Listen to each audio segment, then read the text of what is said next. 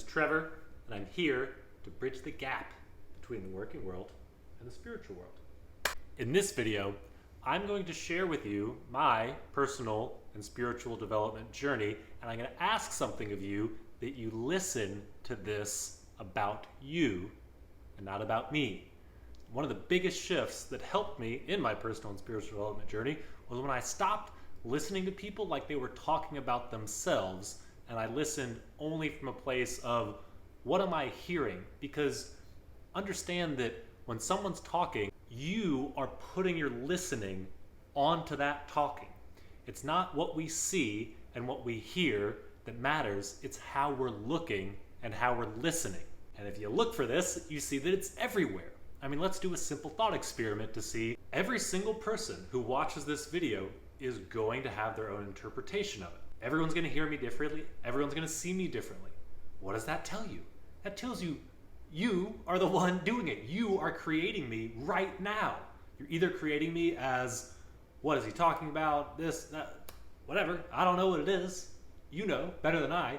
And I know this is so true because I've seen myself. I have listened and watched the same people say the same things, like actually a recorded video, and the difference in the first time I watch it versus watching it after having, say, gone through more growth on my end, it's a completely different person and message that I'm seeing and hearing. So understand, it's not what we see and hear that matters, it's how we're looking and how we're listening. And with that, we're gonna dive in. I get in this group coaching thing, and I also wanna mention, so I send this guy $2,500, and I'm signing up for this group coaching thing, and the first thought I have is, I just got scammed. I'm never gonna hear from that guy again. There goes $2,500. What was that thing?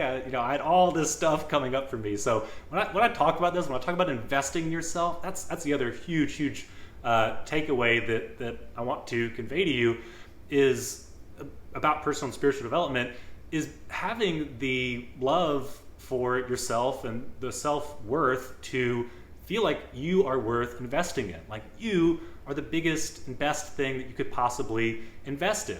You know, it's interesting, people will, and again, I say this to someone, I'm telling you, this wasn't a no-brainer for me. I thought I was getting scammed. I thought it was crazy at the time. Like, I know. And yet, I think it's interesting how willing we are in general to spend money on vacations and TVs and a new phone and all this stuff, but we can't spend some money on a book or a few $100 to go to a conference or some coaching sessions or whatever it is, when there is no budget for me investing in myself, working on myself, because you start to recognize that you are everything. You are the universe. Like in one sense, we live in a shared universe. In another sense, there are 8 billion different universes colliding all the time, and everyone is creating their own life and creating their own reality, either consciously or unconsciously.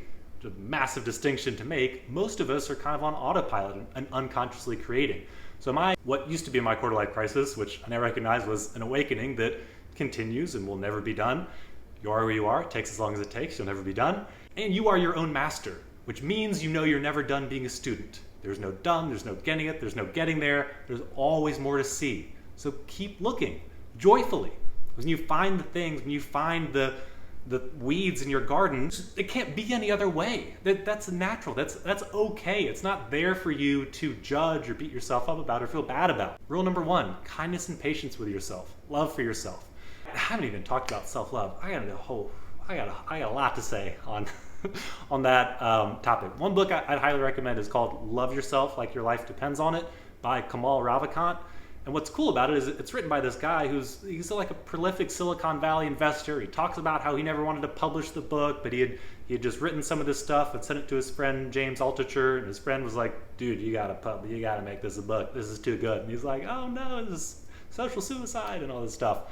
But he did it, and I'm glad he did because I've listened to his book on Audible like, I don't know, 30 times. I do all the exercises in the book. I mean, I look myself in the eye in the mirror and tell myself I love myself. At this point, how many times do I think I've looked myself in the eye in the mirror? I love you. I love myself. I love myself. I have probably done that in the last couple of years. I have no idea. Thousands and thousands of times. So there is there is this measure of like needing to put focus, time, and energy into your journey. Self-love, critically important, recommend that book. You gotta get comfortable doing stuff that you think's weird or whatever. Like the idea of telling yourself that you love yourself. Trust me, like before then, that would have been like a, wow, that's weird, that's silly, or no, I'm a man. Like, yeah, you just gotta drop all that and not take yourself so seriously. You're never gonna make it out alive of this life. So far, no one's been able to do that. And I am telling you, as someone who started to get into personal development and found the process really kind of like frustrating, and like I was just, it wasn't always a pretty picture. I mean, and people talk about this in spiritual development. There's something called the dark night of the soul, where it's not always this nice, smooth, linear path upward to like self-improvement. I'm happier and more free and more peaceful like all the time. Like, it's not like that, okay? There are tiers between where you are and your highest self. There is struggle. There is the dark night of the soul. And that's why the other thing I really want to say, to touch on, is to understand as you go throughout your personal and spiritual development journey, is to make it a team sport. It is a team sport. I spent so much time in my first few years diving into this stuff after I had my awakening, locking myself in my room, and the fitness and nutrition thing was pretty isolating, and I don't regret any of it. Everything I did led me to where I am now, and my life is absolutely perfect. I've never been happier. I've never felt more free and more peace. I've never been more excited about my future. I've never felt better about my past. I have so much love for myself and all the people. Like, it really is amazing. And it's been a journey to get here, and I'll never be done. I'm not under any illusion that like I may not have dark times ahead of me. I don't know. It's important to recognize though that you want to do this with other people. Like, creation happens in conversation.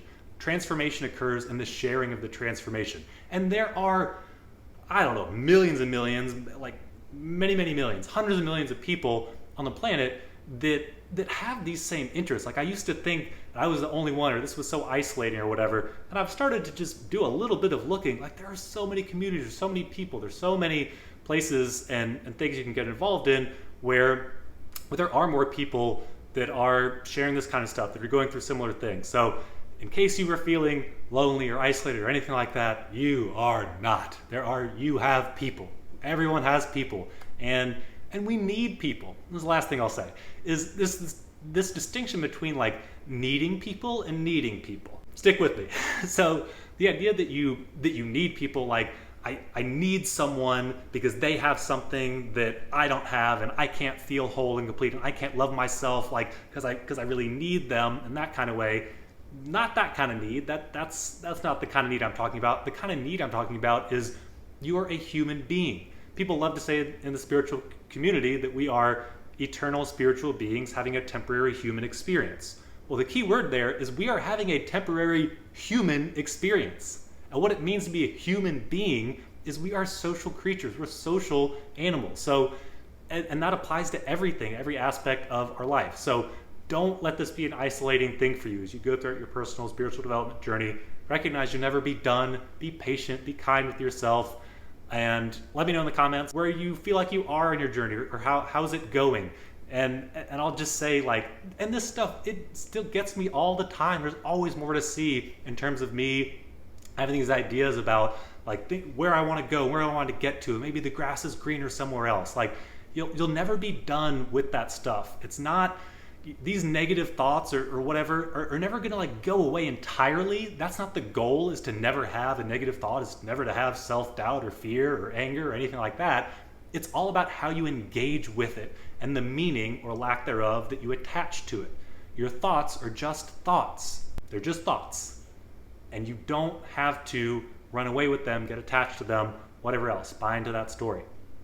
All right, personal spiritual development rant over. If you like this video, then like this video. Subscribe, follow along. I really appreciate it. It really helps. And let me know what you thought about this in the comments, and what else you want to hear me talk about next. If there's anything I touched on that you want me to dive in more, let me know and I will do it. And I'll see you here tomorrow for another daily video. Love you all. Bye. Hey team, if you're keen to dive more into this whole concept of being that I talk about, how being is everything. It's what I've been being coached on for the past year, and what my coach's coach talks about as well.